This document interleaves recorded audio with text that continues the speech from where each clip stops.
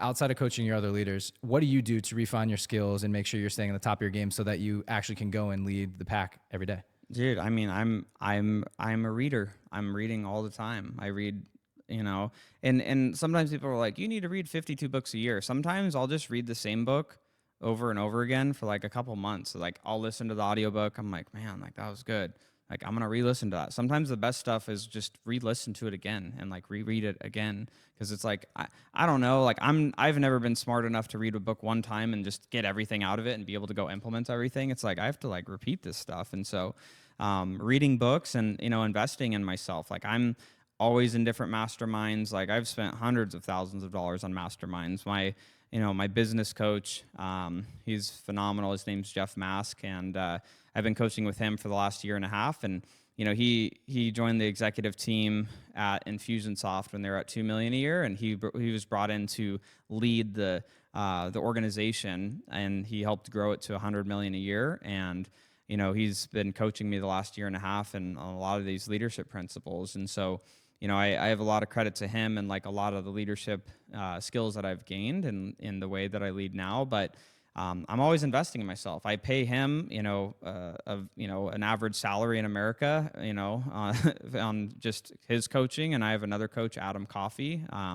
He exited Cool Sis for over $1 billion. I coach with both of those guys, and I have calls with them both twice a month. And I'm in masterminds. I was at a mastermind in Utah a couple weeks ago. And I mean, that's just another thing too, is like, people that are listening, and like sometimes people, they like, kind of like poo-poo on like education, like, oh, like you pay for the coach, like, oh, they're getting a lot out of it. I'm like, you're an idiot. Like the reason that I can go faster is like, I want the fast pass. Like if I go to Disneyland, I want the fast pass. I don't want to wait in line. Like, can I just pay someone to shortcut my path? I don't want a shortcut in life. I want to shortcut my brain damage. Hold it together, right? Dude, I'm telling you, this is like one of the biggest hot buttons for me of all time right now. I'm like, we've learned in the last like maybe 6 months to a year, it's like, you got to pay to play. We've invested easily 6 figures into coaching and some were major masterminds. Mistakes too. Some were major mistakes. And but I've you live wasted and learn. money on coaching too. Pay some ding dongs that you thought were great, and you're like, wow, this is terrible. It was horrible. And but then there's a lesson in that. There's still a lesson to be had. It's never a failure, right? You just learn and discernment you pivot. and your mentors.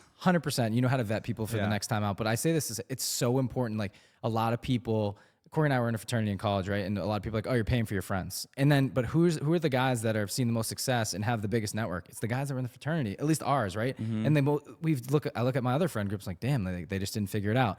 And it's not specifically to our group, but is the fact that we were willing to go out there and not care what people said, put our aspirations into the universe and meet other guys that were like-minded. And then we get into the game. I say we get into college, and after college you're done, and you get into the corporate world and you're done with the coaches. We had our basketball, football, coaches through your whole life, right? Mm-hmm. Then you get into the biggest game where the highest stakes, when money's coming in, no one's coaching you. You have a goofball manager potentially at your job, right?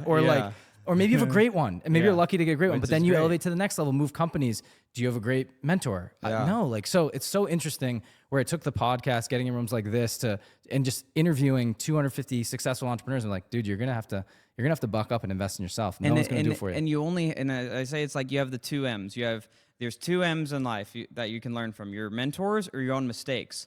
I will make mistakes, and I'm happy to do that and learn. But like, if I could just pay to not make the mistake and save myself 5 freaking years of my life, like I'll pay the money. Like sign me up. You know what I mean? But people, will talk, poorly on that, and it's just like wrong mindset. But when you think about, like, I have those 2 business coaches, I have a personal trainer, I have a nutritionist, I have a personal doctor that I'm doing blood work with and gene testing, like all these things that I work with. And like, I pay a lot of money for all sorts of, like, for health, for wealth, like all of these different areas because they're important. And I know I'm not the most fit person in the world, but like, I'm trying out here, guys. I scoped that Aura ring, dude. Don't worry. Dude, I got the Aura ring. I'm like trying to get the good sleep. You're talking about your macros. Like, don't worry. I sneaking in some things here, dude. I'm trying. You're dialed. I'm trying, I've been doing a little biohacking recently too. And it's so crazy. Just when you get to a different level, you realize there's a lot of people doing it. They just don't talk about it. And it's so interesting to me because I know every single like human body is different, right? And some people like retain fat or build muscle quicker than others. And it's like, well, what does my makeup make? And you mentioned the gene test. There's so many cool things out there. I won't go another rabbit hole here, but it's cool to get in rooms and talk about this stuff now because a lot of people are like, I just go to the doctor once a year. I never go. And I'm like, dude, like your body, you got to invest in yourself, not only in your mind, but your body too. So I don't want to randomly die when I'm 36 from something that could have been prevented either. Like, exactly. like, But it's hard I because wanna it's so know. expensive, right? So it's Yeah, like, it is. it's, I kind of, the whole system is kind of backwards in a way. It is. But It's terrible. we won't go there.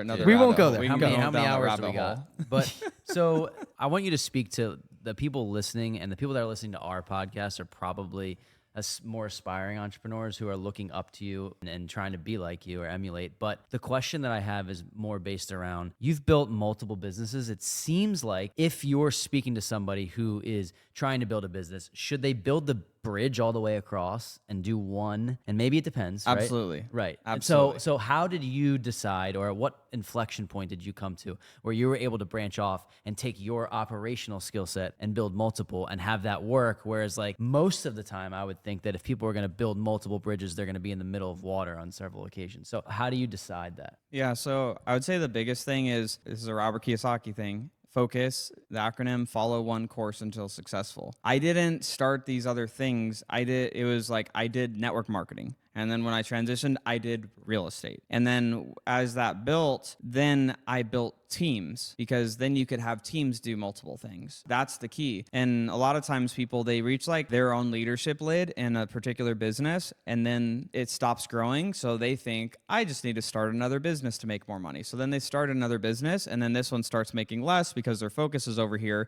and they didn't take the time to build leaders. They didn't take the time to build processes, systems, operations to continue to have this grow, because now they're over here because they thought they could make more by starting something else, but they reached the lid, and they just really needed to work on the thing that they actually needed to do, which was the number one, whatever that next constraint was in their business. And so yes, I do multiple things. Could I do these multiple things if it was just me? Absolutely not. Could I do multiple things if my team was a bunch of ding dongs? Absolutely not.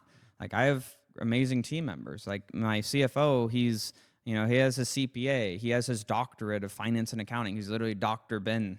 Like, it's like I have very intelligent, talented team members, and my head of operations worked in Uber's division when they were launching Uber Eats, and then, and management at Indeed and at a high level. And, so it's like I have really talented team members. And so all of it is because of them. None of it could happen if it was just me. It wouldn't be able to. I think it all comes down to leadership from the top down. And like, as long as you're infusing what you're learning into your groups and kind of pushing the mission, it all can be successful, but it has to be monitored. So I say all this to say, I know we've kind of chatted your ear off here for a while. You've seen a lot of success. You've built multiple businesses, massive real estate portfolio. I want to know, is there any time in your life where you'll feel like enough is enough? Like on your purposeful journey, wealth journey, the whole 9 yards, are you ever going to stop? When will you feel like you've reached your pinnacle of success? I don't think there's ever a pinnacle of success. I think it's just, I just want to do better tomorrow than I did today. Like, I want my health to be better. I want to make more money. I want to invest better. I want my team to be better. I want my relationships to be better. I want my family relationships to be better. So I'm more focused on that than I care about like just more.